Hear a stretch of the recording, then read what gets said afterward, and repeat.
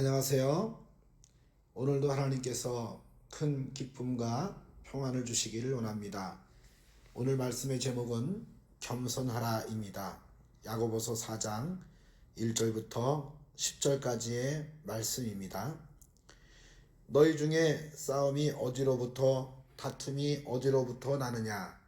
너희 지체 중에서 싸우는 정욕으로부터 나는 것이 아니냐? 너희는 욕심을 내어도 얻지 못하여 살인하며 시기하여도 능히 취하지 못함으로 다투고 싸우는도다. 너희가 얻지 못함은 구하지 아니하기 때문이요 구하여도 받지 못함은 정욕으로 쓰려고 잘못 구하기 때문이라. 가늠한 여인들아, 세상과 벗된 것이 하나님과 원수됨을 알지 못하느냐? 그런즉 누구든지 세상과 벗이 되고자 하는 자는 스스로 하나님과 원수 되는 것이니라.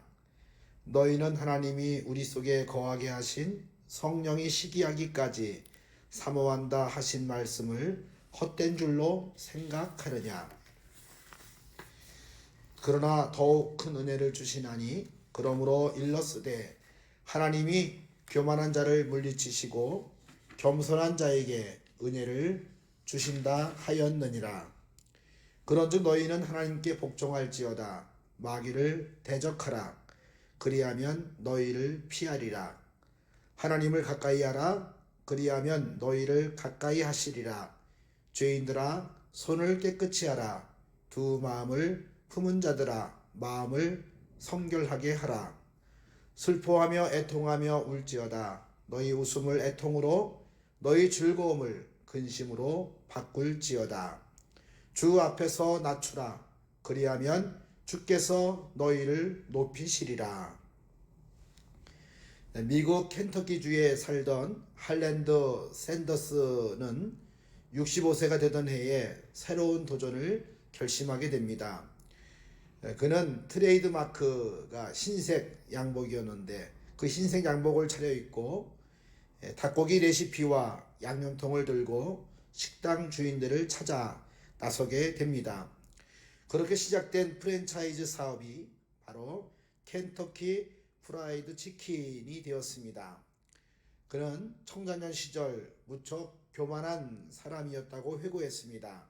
그런데 미국에 닥친 경제 불황을 겪으면서 사업은 위축되고 경영하던 식당도 화재로 다 타버렸습니다. 유일한 희망이었던 아들마저 잃고 아내도 그의 곁을 떠나자 그는 일종의 공황장애를 앓게 되었습니다. 환갑이 넘어 초라한 모습으로 전락한 그는 어느 날 예배당에서 한 여인의 찬송 소리를 들었습니다. 너 근심 걱정 말아라. 주 너를 지키리. 주 날개 밑에 거하라. 주 너를 지키리. 그는 이 찬송을 들으면서 하염없이 회개의 눈물을 흘렸습니다. 교만하게 살았던 지난날을 회개하고 자신을 낮추기로 결심했습니다. 그리고 양념통을 들고 다시 일어섰습니다. 이것이 KFC의 시작이었습니다. 그가 자신을 낮추자 하나님께서 그를 높이기 시작했습니다. 오늘 성경 말씀을 이해하기 위하여 몇 가지 질문을 드립니다. 싸움과 다툼은 인간의 무엇으로부터 나올까요? 4장 1절을 보면 너희 중에 싸움이 어디로부터 다툼이 어디로부터 나느냐? 너희 지체 중에서 싸우는 정욕으로 나는 것이 아니냐? 싸우는 정욕이 있습니다. 정욕은 쾌락, 향락, 관능적 기쁨이라는 뜻이죠. 따라서 싸우는 정욕이란 싸우는 쾌락, 향락, 싸움을 즐기는 기쁨이라고 할 수가 있습니다. 인간에게는 싸워서 이기려는 욕망이 있습니다. 그 욕망 때문에 인간 사이에 싸움과 다툼이 일어나는 것입니다. 자, 두 번째, 싸움과 다툼을 해결하려면 우리가 우선 무엇을 해야 될까요? 정답은 기도입니다.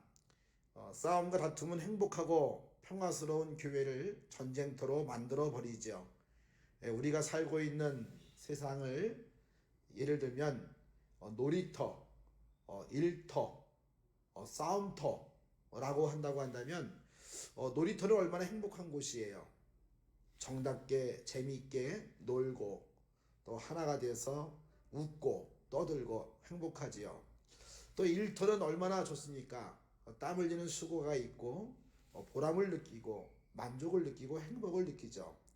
그런데 싸움터가 되거나 전쟁터가 되면은 얼마나 괴로운지 몰라요. 그런데 이렇게 싸움과 다툼을 해결하지 못하게 되면 우리의 삶의 터전이 놀이터가 되지 못하고 일터가 되지 못하고 싸움터가 돼버리면 얼마나 괴로운지 몰라요. 그래서 이러한 것을 해결하기 위해서는 무엇이 필요한가 봤더니 기도가 필요하다라고 하는 거예요. 저와 여러분들도 이 싸움터가 되어버린 그러한 곳이 있다고 한다면 하나님 앞에 기도하기를 시작할 수 있는 은혜가 있게 되시기를 바랍니다. 자, 세 번째, 야고보는 성도들이 서로 싸우고 다투는 사람은 어떤 사람과 같으냐? 그러면 간음한 여인들과 같기도 하고 세상과 벗된 자들이라고도 하고 하나님과 원수가 된 자들이다 라고까지 표현하고 있어요. 왜냐하면 이 싸우는 정욕이라고 하는 것은 다른 사람들의 마음을 아프게 합니다. 공동체를 와해시켜요. 그리고 또한 주변의 많은 사람들에게 믿음이라고 하는 것, 사랑이라고 하는 것, 소망이라고 하는 것을 저버리게 합니다. 그래서 이러한 다투고 싸우는 사람들을 가리켜서 하나님과 원수가 된 자들이다라고 그렇게 표현하고 있습니다. 하나님의 백성들은 세상을 화평하게 하는 자들이죠. 우리가 세상을 다투고 싸우는 곳으로 만들게 되면 그러한 것은 하나님의 원수가 된다. 네 번째, 하나님께서는 더 큰 은혜를 주시는 사람은 어떠한 사람입니까? 오늘 성경 말씀 4장 6절을 보면 그 답이 나와 있습니다. 그러나 더욱 큰 은혜를 주시나니 그러므로 일러스되 하나님이 교만한 자를 물리치시고 겸손한 자에게 은혜를 주신다. 자, 겸손한 자에게 더 큰 은혜를 주시고 더 큰 선물을 주시고 더 높여주시는 은혜를 주신다고 하는 거예요. 그러면 왜 겸손한 자가 이러한 은혜를 받느냐라고 하는 겁니다.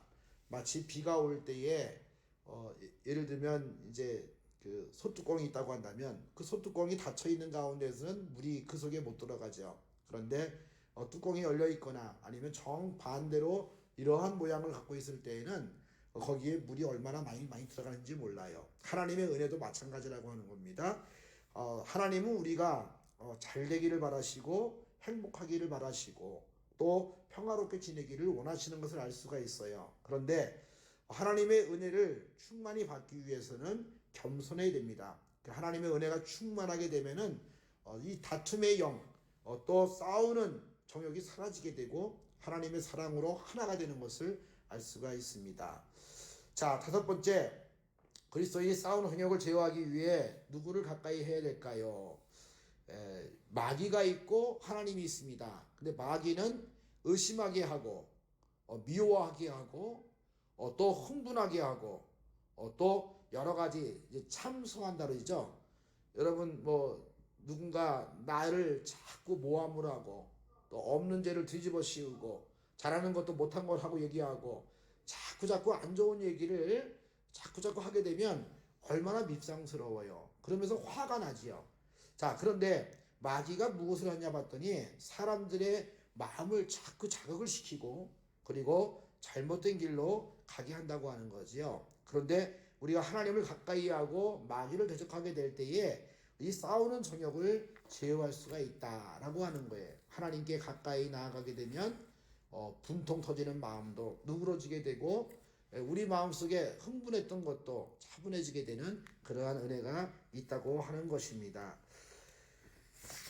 자, 유명한 그 흑인 교육가 부커 워싱턴 박사가 있었는데 이분이 이제 터스키키 대학교 총장으로 부임하게 됐는데 얼마 되지 않아서 이제 부자들이 살고 있는 동네를 지나가게 되었습니다. 그런데 그때 어떤 백인 부인이 그를 이게 날품하는 사람, 뭐 아르바이트를 하는 사람, 뭐 이런 사람으로 여기고서 돈을 줄 테니 우리 집에 장작을 좀 패다오라고 부탁한 거죠.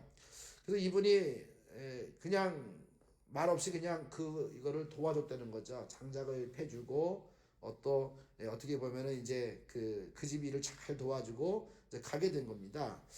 그래서 나중에 이제 이 사람이 누군지를 이 부인이 그 집에서 일하고 있는 어떤 여인을 통해서 들은 거예요. 이분이 대학교 총장님이라고.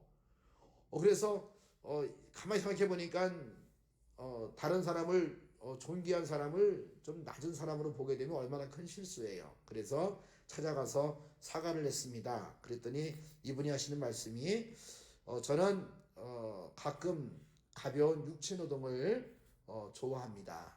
그리고 또한 이웃을 돕는 것을 기쁜 일로 여기고 살아갑니다. 라고 그렇게 이 난감해하고 미안한 그 여인에게 이야기를 했다고 하는 겁니다.